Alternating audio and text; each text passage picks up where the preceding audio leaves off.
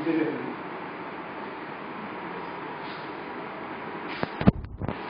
इस सर्किट को multi vibrator circuit बोलते हैं। इसके अंदर एक और एक दो ट्रांजिस्टर लगे हुए हैं, साथ में एक आउटपुट देखने के लिए एक और एक दो एलईडी लगी हुई है। ठीक है, वाइब्रेटर का मतलब समझते हैं आप लोग? वाइब्रेट मतलब ऑन, एक तरह से फ्रीक्वेंसी को जनरेट होना। तो यहां पर जो वाइब्रेटर्स है, इसके अंदर जो वेव होती है वो इसके वेव होती है। ठीक है, अर्थात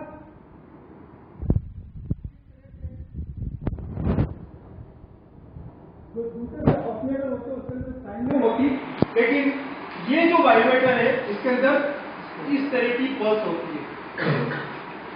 ठीक है, तो ये देखा जाए तो ये इस तरह से ये पल्स है पूरी। इसको अगर हम ऑन माने तो ये हो जाएगी ऑफ, ये ऑफ तो ये हो जाएगा ऑन।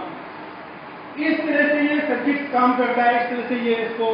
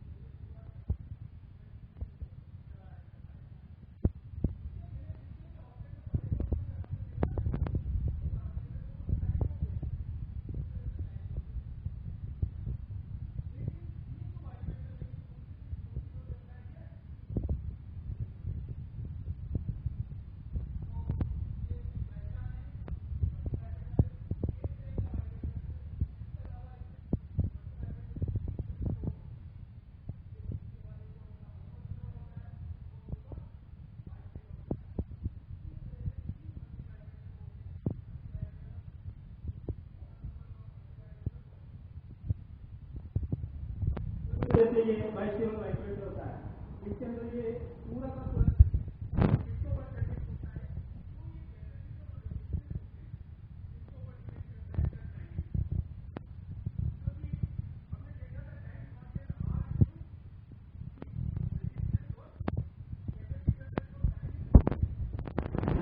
कैपेसिटी की जो वैल्यू होती है उसके हिसाब से कैपेसिटर टाइमिंग करता है। आपको पढ़ा था आरसी टाइम कांस्टेंट, इसके अंदर बताया था कि जो रेजिस्टेंस होता है और जो कैपेसिटर होता है उसकी जो वैल्यू होती है उसके हिसाब से कैपेसिटर चार्ज होता है, और चार्ज होने के बाद जब कैपेसिटर चार्ज होता है उस हिसाब से ये ट्रांजिस्टर को कंडक्ट कराता है। कंडक्ट कैसे होता है, जैसे ही ट्रांजिस्टर कैपेसिटर चार्ज होगा ये ट्रांजिस्टर को कंडक्ट कराएगा।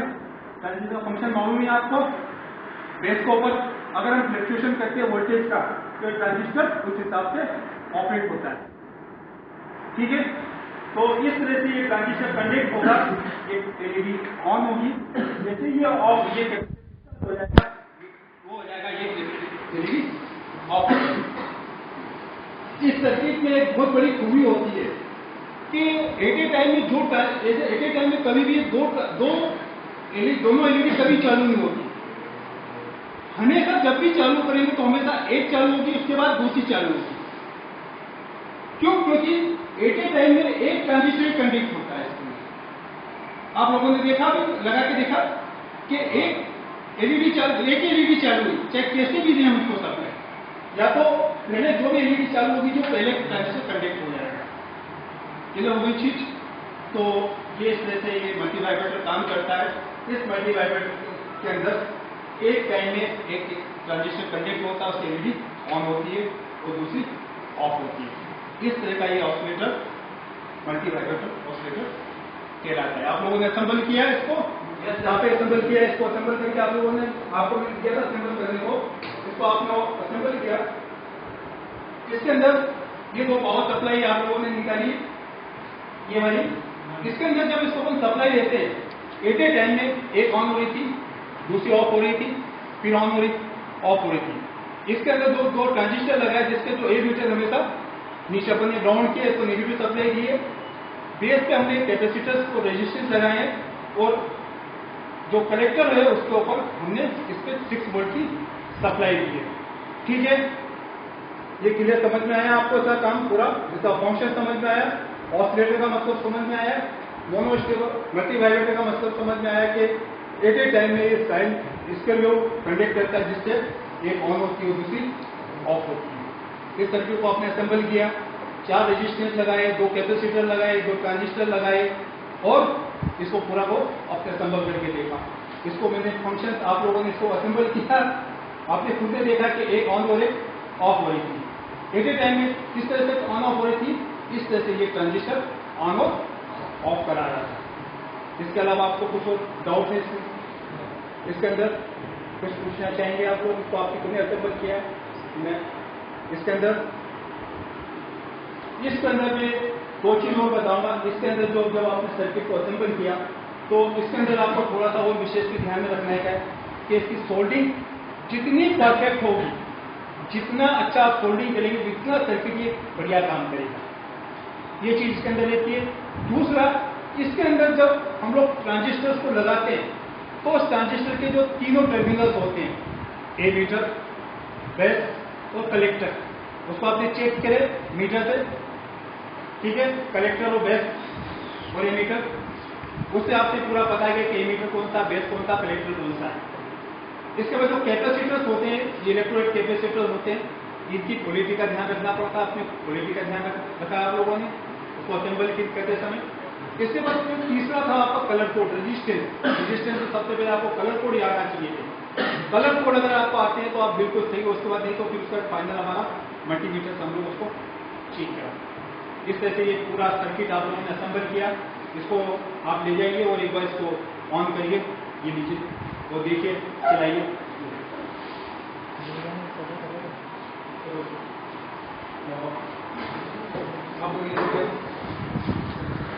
रिकॉर्डिंग कर,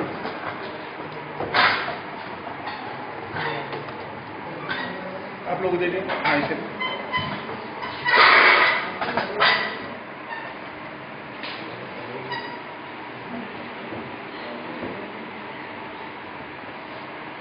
चालू करो अपने।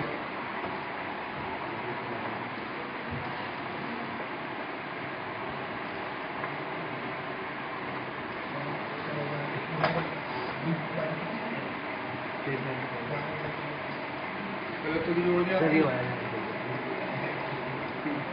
एक मिनट से हो जाए। इस तरह से ये देखिए मल्टी वाइब्रेटर्स आप लोगों ने सबसे सीधे में तो काफी असेंबल किया था। एक ही टाइम में एक ट्रांजिस्टर ऑन हो रहा, एक ऑफ हो रहा, एक ऑन हो रहा, एक ऑफ हो रहा, इसे मल्टी वाइब्रेटर। ठीक है, ये मल्टी वाइब्रेटर्स है। इसके बाद जो दो वाइब्रेटर होते हैं, मोनो स्टेबल होता है, दूसरा बाइस्टेबल होता है। इस तरह से 3 वाइब्रेटर्स हम लोग पढ़ते हैं इलेक्ट्रॉनिक्स में, मोनो स्टेबल, बाइस्टेबल और डिस्टेबल। ठीक है, तो ये इसको मोनो मल्टी वाइब्रेटर तो इसको स्टेबल भी बोलते हैं, मोनो स्टेबल और बाइस्टेबल। ठीक है, इसके बाद बाकी जो मोनो स्टेबल और बाइस्टेबल हम आगे पढ़ेंगे।